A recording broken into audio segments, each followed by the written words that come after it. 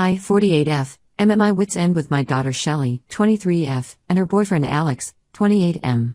The situation has gotten completely out of hand, and I need advice on how to handle this mess. This will be a long post, so please bear with me. I never thought I would be writing something like this about my own daughter. First, some background. Shelley has always been a smart girl but somewhat impulsive with her decisions. After her father passed away when she was 10, I met Tom, 51M, and we got married when she was 12. Tom has been an amazing stepdad, always treating Shelley like his own daughter. He even paid for her college education and helped her get her first apartment when she graduated. 6 months ago, Shelley moved back home after losing her job at a marketing firm. She had worked her way up to junior account manager in just 2 years, but got laid off during company restructuring. The layoff hit her hard because she had just signed a lease on a new apartment and bought a car. Tom and I helped her break the lease and took over her car payments temporarily. We have a comfortable 3-bedroom house in a nice neighborhood, and initially, we were happy to help her get back on her feet. 3 months ago, Shelley started dating Alex, who she met through a mutual friend at the local bar. At first, Alex seemed decent enough. He had a job in IT at a local company and his own apartment. He would come over for dinner sometimes, usually bringing wine or dessert. While Tom wasn't his biggest fan, something about Alex's stories didn't add up. We tried to be welcoming for Shelley's sake. I noticed she started spending a lot of money going out with him, but I figured she was just trying to get over the job loss. Things started going downhill when Alex lost his job last month. He claimed his company was downsizing, but something felt off about his story. The company was actually hiring according to their website. He started spending more and more time at our house, eating our food, using our utilities, and practically living here without contributing anything. Shelley insisted he was actively job hunting, but we never saw him doing interviews or sending applications. Instead, he spent most days playing video games on our TV or sleeping until afternoon. The real issues began when I noticed money missing from my wallet. First it was just $20, then $50, then larger amounts. At first, I thought I was being forgetful about my spending. I even wrote down all my expenses to track them. Then my credit card statement showed several unauthorized transactions at local bars, gaming stores, and even some online gambling sites. I confronted Shelley, and she broke down, admitting that Alex had taken my card because they were desperate for money. She promised to pay it back and swore it wouldn't happen again. She said Alex had a gambling problem but was getting help for it. I was angry but decided to give them one more chance. With strict conditions, Alex needed to find a job within a month, they both had to contribute to household expenses, and there would be no more unauthorized use of our money. They agreed, seeming genuinely remorseful. Alex even showed me some job applications he claimed to have sent out. Last week, I discovered that not only had Alex not been job hunting, but he'd been running some sort of online gambling operation from our home Wi-Fi. He was using multiple devices to place bets and seemed to be involved in some sketchy online forums. When confronted, instead of apologizing, he became aggressive and told me to mind my own business. He said what he did on his own devices was his private matter. Shelley defended him, saying I was being too controlling and that we should be more understanding of their situation. She said Alex was just trying to make money the only way he could. The final straw came yesterday when I found out they had taken my spare car keys and crashed my new car while joyriding at 2 a.m., something they completely denied until I showed them the security camera footage from our neighbor's house. The car had significant damage to the front bumper and side panel, and they hadn't even planned to tell me. They had just parked it back in the garage and acted like nothing happened. When I showed them the footage, Alex actually laughed and said it wasn't a big deal since we had insurance. I told them they needed to leave immediately. Shelley started crying, saying they had nowhere to go and that I was being cruel. She brought up how her real dad would never treat her this way. Alex had the audacity to suggest that we should pay for the car repairs since we're more financially stable and have good insurance. He said it was partly our fault for keeping the spare keys where they could find them. Tom backed me up, saying they had crossed every reasonable boundary, but Shelley accused him of never really being her father and just wanting to get rid of her. She said he was jealous of her relationship with Alex. Now they're both upstairs, refusing to leave, claiming tenant rights since they've been here over 30 days. Shelley is threatening to cut contact if we force them out, and she's been telling family members that we're throwing her out on the streets for no reason. She's called my sisters and even Tom's parents, spinning some story about us being controlling and trying to ruin her life. I feel terrible about the situation, but I don't think I'm wrong for wanting them out. They've stolen from us, lied repeatedly, and shown zero respect for our home or belongings. The unauthorized charges on my credit card total over $3,000, and the car damage is estimated at $4,500. Still, she's my only daughter, and I'm worried about what will happen to her with Alex, who clearly has a negative influence on her. I can see she's changed since meeting him. She's become secretive, defensive, and seems to have lost all sense of responsibility. My husband thinks we should proceed with formal eviction and possibly press charges for the theft and car damage, but I'm torn. Am I being too harsh? Should I give them another chance? I need outside perspective on this situation. Edit. Thank you for all the responses. To clarify some points, yes, we have documentation of the theft and unauthorized card usage, but we didn't file a police report because Shelley begged us not to, saying it would ruin Alex's future job prospects. Also, they haven't paid any rent or contributed to household expenses despite promising to do so multiple times. We've spent over $2,000 on groceries alone since Alex moved in. Update 1. It's been 2 weeks since my original post, and I can't believe how much more complicated things have gotten. First, I want to thank everyone for their advice and support. Reading your comments helped me stay strong through what I'm about to share. The day after my post, following the advice of many commenters and our lawyer, we served them with a formal eviction notice, giving them 30 days to leave. We had a police officer present when we delivered the notice, just to be safe. Their initial reaction was pure shock. Shelley's face went white, and Alex actually laughed, saying we couldn't be serious. I don't think they believed we'd actually go through with it. Then things got really ugly.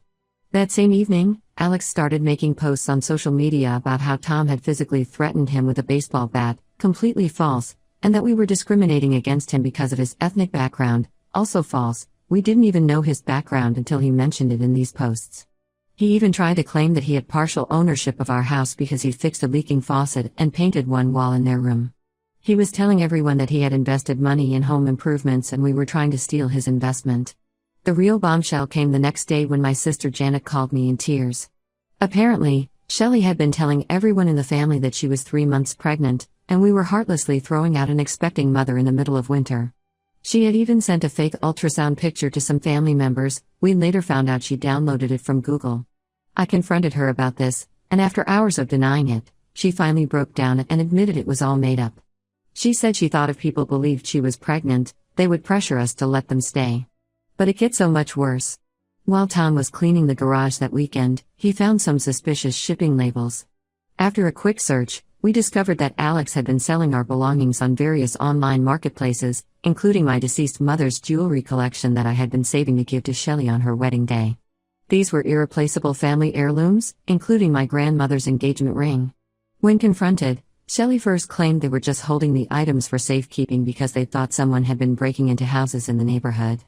But we found most items in their room, carefully packed and ready to be shipped to buyers, along with a notebook containing a list of our valuables and their potential resale values. We immediately called the police to file a report about the theft.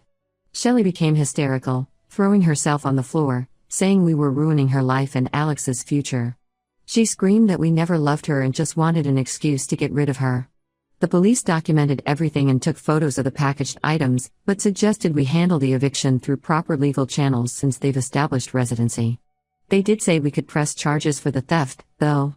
The most heartbreaking part was what happened next. While gathering evidence of the theft, we found Shelley's laptop open in the living room with her notes app visible. She had been keeping a detailed log of their plans to sell more of our things to fund Alex's gambling habit. She actually wrote that we deserved to have our things sold because we were too well off and needed to learn to share our wealth. She even listed my wedding ring as a future item to sell, noting that since I work from home, I wouldn't notice it missing for a few days. Tom is beyond furious and wants to press charges for both the theft and the credit card fraud from before. He says Shelley is no longer the person we raised and that she's chosen her path. Some family members, though, particularly my older sister and my aunt, are saying we're being too harsh and should help them instead of pushing them away. They keep bringing up how Shelley lost her father young and might be acting out because of unresolved trauma. But after discovering all these lies and calculated plans to steal from us, I don't know how we can ever trust them again. For now, they're still in the house but barely speaking to us. We've moved all valuables to a safe at my sister Janet's house, the one who's actually supporting us, not the one defending Shelley. Alex spends most of his time in their room doing who knows what on his laptop. We've blocked his access to our Wi-Fi, but he seems to be using his phone as a hotspot. Shelley only comes out to get food, usually late at night when we're in bed. We've had to start locking our bedroom door at night because we don't trust them anymore. I'll update again when there are any major developments. This whole situation is breaking my heart, but everyone's comments have helped me stay firm in my decision. I never thought my own daughter would turn into someone who could lie so easily and steal from her own family, but here we are. Edit. Some people ask about cameras. Yes, we've installed them inside and outside the house now. Also, we've documented everything and have copies of all the online listings where they try to sell our things. The police have copies too. Update 2. It's been a month since my last update, and the situation has taken several unexpected turns that I'm still trying to process. I almost didn't want to write this update because it feels surreal, but I know many of you have been asking for one. First, the good news, Shelly and Alex are finally out of our house. But the way it happened was completely unexpected and honestly terrifying. 2 weeks ago, while Shelly was at a job interview, yes, she finally started looking for work after we cut off their access to our food and Wi-Fi, Alex suddenly disappeared with most of their belongings. He took whatever money they had saved, Shelly's laptop, her phone, all their clothes, and even the small TV we had let them use in their room.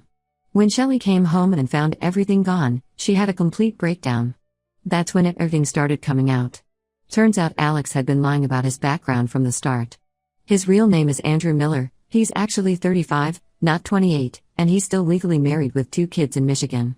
He's been using the name Alex Chen and a fake birth date on all the documents he showed us. Shelly found this out when she finally went through his wallet after he left and found his real ID hidden in a secret compartment. She also confessed something that made my blood run cold. They had opened several credit cards in my name using the information they stole from our home office. I immediately checked my credit report and found over $15,000 in fraudulent charges spread across 5 different cards. They had been using these cards for months, carefully making minimum payments from my checking account, which explained some of the missing money, to avoid raising suspicion.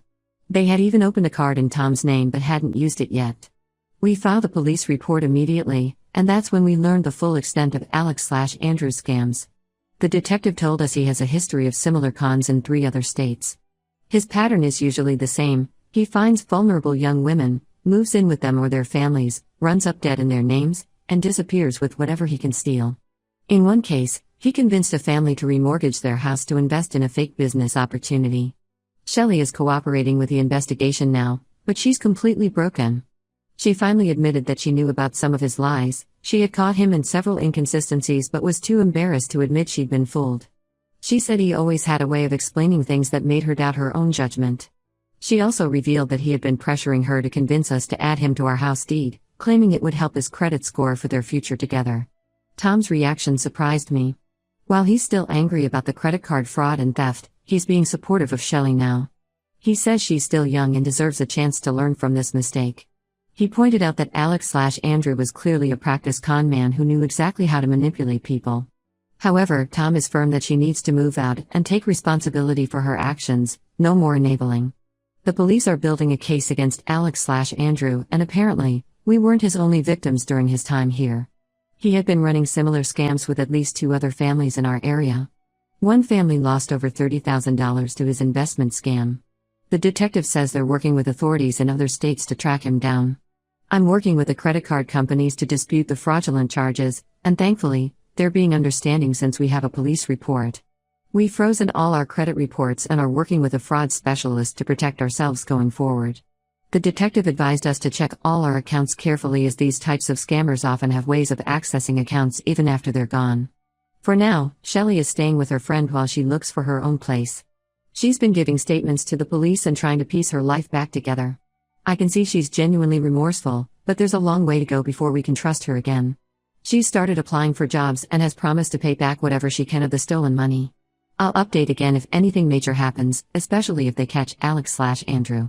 The detective seems confident they will, as he apparently always tries this scam again in another state. Edit. For those asking about our house security, yes, we've changed all locks, security codes, and passwords. We're also installing a new security system this week. Update 3. Final update. It's been 3 months since everything fell apart, and I think it's time for a final update.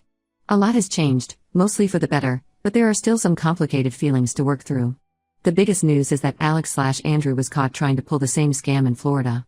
He had already moved in with another woman and her family, using yet another fake name, when one of the detectives working our case recognized him from surveillance footage at a local casino. He tried to run but was caught, and he's now facing multiple fraud charges in 3 different states. The detective said they found notebooks detailing all his scams, including plans to target more families in the area. Shelley had to testify against him in the preliminary hearing. It was hard for her to face him, but she did it. She broke down when she saw that his wife, his real wife from Michigan, was there too with their kids. Apparently, he had been doing these scams for years while telling his wife he was traveling for work. The prosecutor says he's looking at significant prison time given the amount of money involved and the number of victims. On the financial front, things are slowly getting resolved. The credit card companies forgave the fraudulent charges after we showed them the police reports and court documents. We're still dealing with some paperwork, but at least we're not on the hook for the $15,000. We also recovered some of our stolen items that Alex had pawned, including my mother's jewelry, though several pieces are still missing. Shelley has moved into a small apartment and found a steady job at my friend's company. She's in the accounting department. Ironic, I know, but they're keeping a close eye on her. She's paying her own bills and has even started setting aside money to repay us for what she helped steal. It's not much, but it's a start. She knows it will take years to pay back everything, and even longer to rebuild trust. Tom and Shelley have started rebuilding their relationship, but it's a slow process. She finally gave him a real apology for the horrible things she said and admitted she was wrong about everything. They meet for coffee once a week to talk. Tom says she reminds him more of her old self now, the person she was before Alex came into our lives. As for me, I'm still processing everything. We've installed better security systems and cameras around the house, upgraded our home office security, and I check our credit reports religiously now. I've become much more cautious about who I trust, maybe too cautious sometimes. The whole experience has changed me in ways I'm still discovering. Shelley visits for dinner once a week, but she knows she can't live with us again. That's a firm boundary we've set.